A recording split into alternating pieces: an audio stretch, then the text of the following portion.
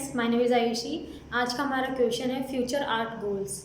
देखिए, art goals तो आप अपने खुद ही डिसाइड करोगे, आपको इन फ्यूचर आर्ट को लेके क्या करना है वो आप खुद डिसाइड करोगे।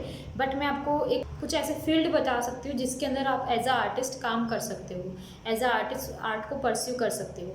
So first is artist. आप आर्टिस्ट बन सकते हो जिसके अंदर हम पेंटिंग्स बना सकते हैं, ड्राइंग्स और पेंटिंग्स बनाते हैं। एज ए फ्रीलांस आर्टिस्ट आप काम कर सकते हो। Second is sculpture artist. आप एक स्कल्पचर आर्टिस्ट बन सकते हो जिसके अंदर आप हर एक अलग अलग तरह के स्कल्पचर्स को डिज़ाइन कर सकते हो।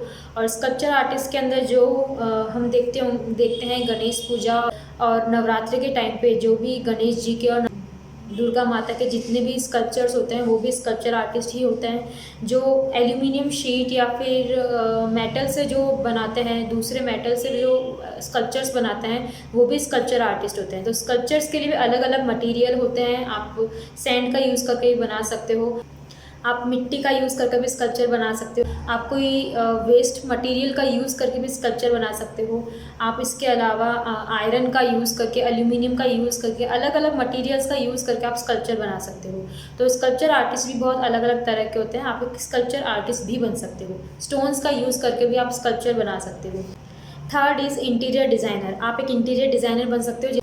इंटीरियर डिज़ाइनर का काम होता है एक पर्टिकुलर हाउस या पर्टिकुलर ऑफिस, किसी भी एक एरिया को अंदर से डिज़ाइन करना। आफ्टर कंस्ट्रक्टिंग, कुछ किसी भी रूम के कंस्ट्रक्ट होने के बाद में अंदर से जो डिज़ाइनिंग होती है, उसमें जितना भी फर्नीचर लगाया जाता है, जितनी भी सीनरीज लगाई जाती है, कलर्स उसमें जो भी होते हैं वॉल्स पे, वो सभी इंटीरियर डिज़ाइनर का काम होता है। इंटीरियर डिज़ाइनर को ये भी देखना होता है कि वहाँ पे जो फर्नीचर है वो कौन से कलर का होना चाहिए, किस तरह का फर्नीचर होना चाहिए ताकि जो वो एरिया है वो अच्छे से यूज़ हो पाए, अच्छे से कंज्यूम हो पाए। फॉर एग्जांपल, अगर एक छोटा रूम है तो उसके अंदर आप किस तरह का फर्नीचर एडजस्ट करोगे, कितना फ्लेक्सिबल फर्नीचर एडजस्ट करोगे जिसके कारण वहाँ पे स्पेस भी बहुत ज़्यादा क्रिएट कर पाओ और जो रूम है वो भी बहुत ज़्यादा अच्छे से यूज़र यूज़ कर पाए। तो एक ये इंटीरियर डिज़ाइनर का काम होता है। उसके अलावा वो अट्रैक्टिव दिखना चाहिए, वो पर्टिकुलर जो स्पेस है वो अट्रैक्टिव दिखना चाहिए। और अगर वो वर्क स्पेस है, ऑफिस रूम है, तो उसको उसकी अलग डिज़ाइनिंग होनी चाहिए, वो फॉर्मल लुक आना चाहिए। तो आप एक इंटीरियर डिज़ाइनर बन सकते हो। इसके अलावा आप ज्वेलरी डिज़ाइनर बन सकते हो। ज्वेलरी डिज़ाइनर का, जैसे कि आप जानते हो, ज्वेलरी डिज़ाइनर का काम होता है कि ज्वेलरी की अलग अलग डिज़ाइंस क्रिएट करना, न्यू डिज़ाइंस मार्केट में लेके आना। तो आप ज्वेलरी डिज़ाइनर बन सकते हो। इसके अलावा फैशन डिज़ाइनर बन सकते हो, ये भी आप सभी अच्छे से जानते हो।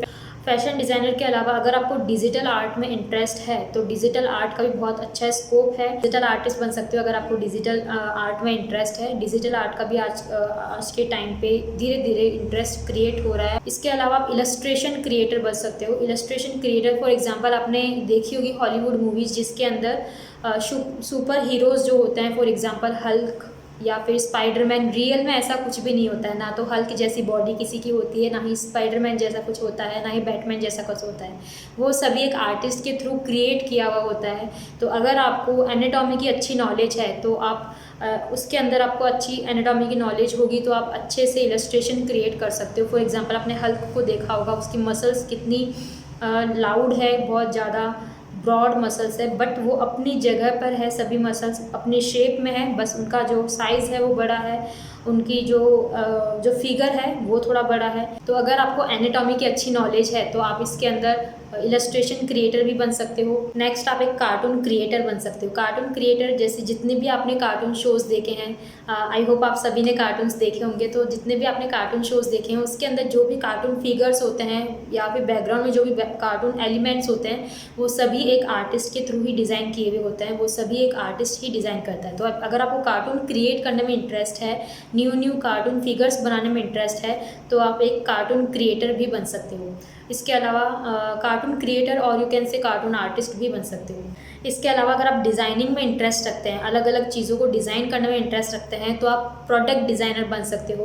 प्रोडक्ट डिज़ाइनर में भी अलग अलग फील्ड है। फॉर एग्जांपल, अगर व्हीकल डिज़ाइनर को देखें तो जो हम देखते हैं जितने भी कार्स के मॉडल आते हैं, बाइक्स के मॉडल आते हैं, जितने भी अलग अलग व्हीकल्स के मॉडल आते हैं, वो सभी अलग अलग मॉडल्स एक आर्टिस्ट के थ्रू ही क्रिएट किए हुए होते हैं। आपने जितने भी कॉस्मेटिक पैकेजेस देखे हैं, जितने भी कॉस्मेटिक प्रोडक्ट आते हैं, उनके जो पैकेट्स होते हैं, उनकी जो बॉटल्स होती हैं, उनकी जितनी पैकिंग होती है वो सभी एक आर्टिस्ट के थ्रू क्रिएट की हुई होती है। पहले के टाइम पे बिल्कुल स्ट्रेट सिंपल पैकिंग आती थी, सबकी सिमिलर सी पैकिंग होती थी, बट आज अगर आप नोटिस कर पा रहे हो तो अलग अलग प्रोडक्ट की अलग अलग डिज़ाइन है, अकॉर्डिंग उनके लोगों के अकॉर्डिंग, उनके नाम के अकॉर्डिंग, हर एक उनका जो सिंबल है उसके अकॉर्डिंग हर एक प्रोडक्ट की जो पैकिंग है वो अलग है।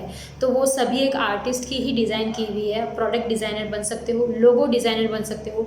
अलग अलग कंपनी के अंदर जो लोगोज़ होते हैं वो भी एक आर्टिस्ट के थ्रू क्रिएट किए हुए होते हैं according to the their demand. उनकी डिमांड्स, कंपनी की डिमांड के अकॉर्डिंग आप उनके लोगो क्रिएट कर सकते हो। Next is architecture. आप आर्किटेक्चर बन सकते हो। आई नो आप सोच रहे होंगे आर्किटेक्चर तो एक इंजीनियर, आर्किटेक्चर एक इंजीनियर स्ट्रीम हो गई, बट अगर आपको आर्ट करने, ड्राइंग करने का इंटरेस्ट है, साथ में आपको साइंस में इंटरेस्ट है, तो आप आर्किटेक्चर बन सकते हो। बिकॉज आर्किटेक्चर को अगर पर्सपेक्टिव की नॉलेज नहीं होगी, उसको ड्राइंग की नॉलेज नहीं होगी, तो आर्किटेक्चर नहीं बन सकता। आर्किटेक्चर को साइंस की भी नॉलेज होनी ज़रूरी है, साथ में ड्राइंग की जो बेसिक पर्सपेक्टिव नॉलेज है वो होना बहुत ही ज़रूरी है। तो अगर आपको बिल्डिंग्स बनाना, सिटी स्केप बनाने में इंटरेस्ट है, साथ में आपको साइंस में इंटरेस्ट है, तो आप आर्किटेक्चर बन सकते हो। और इन सब के अलावा आप एक टैटू डिज़ाइनर भी बन सकते हो।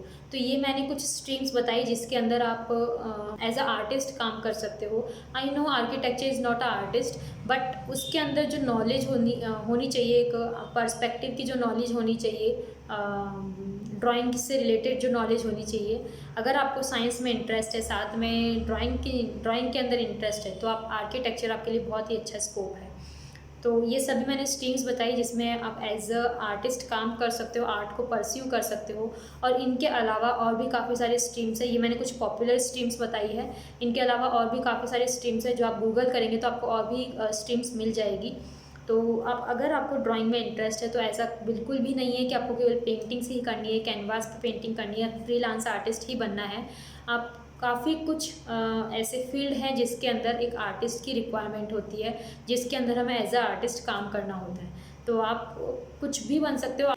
आर्ट एक बहुत ही ब्रॉड सब्जेक्ट है, उसके अंदर आप किसी भी फील्ड में जाके अपना ड्रीम कंप्लीट कर सकते हो।